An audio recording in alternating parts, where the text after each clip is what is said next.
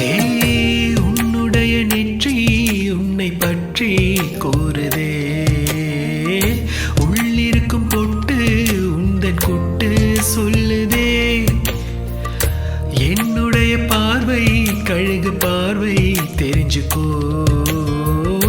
எனக்கு இருக்கும் சக்தி பராசக்தி புரிஞ்சுக்கோ.